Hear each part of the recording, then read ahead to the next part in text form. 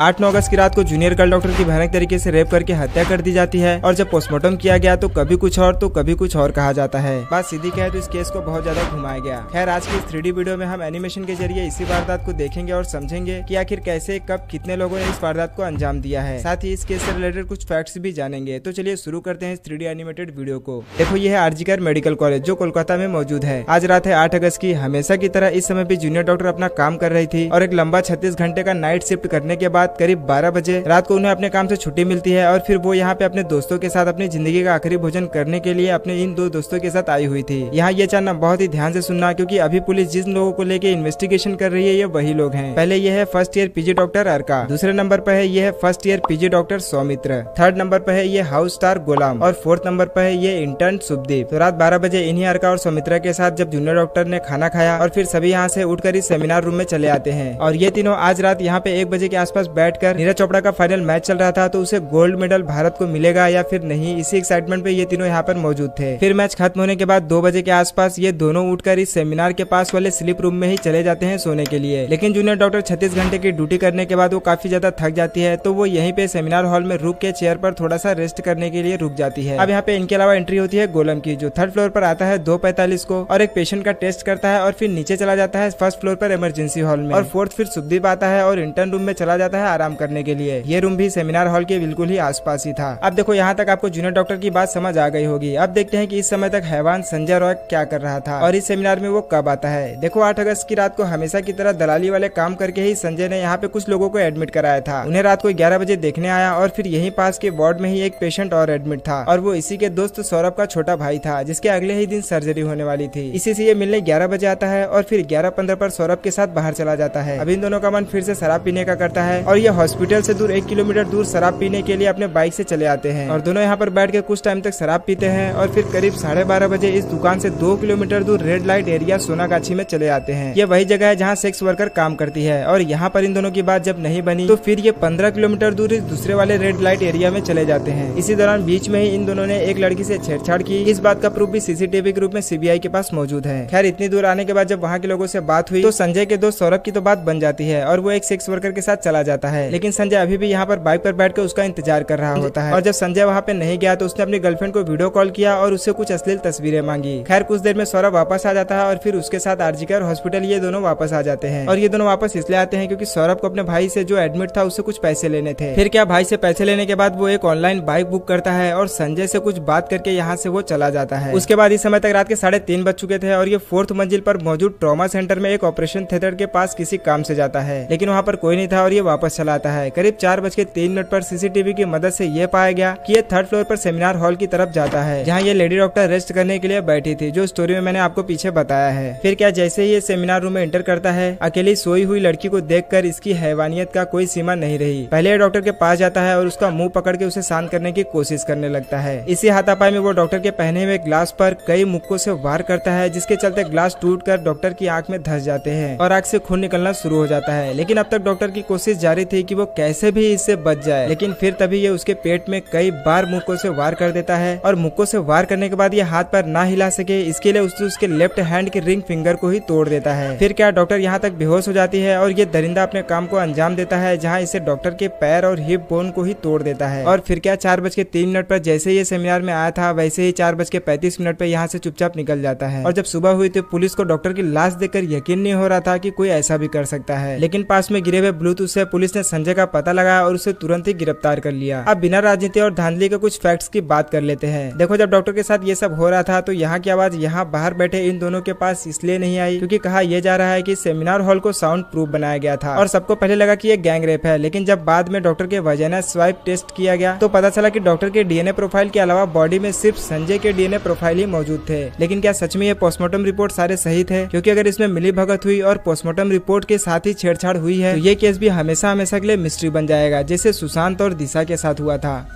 जिस तरह का रिपोर्ट बनना चाहिए था उस तरह जो फोरेंसिक मैनुअल का नियम, तो डिनर में क्या लिया था उसमें कोई मादक मिक्स्ड हुआ था क्या?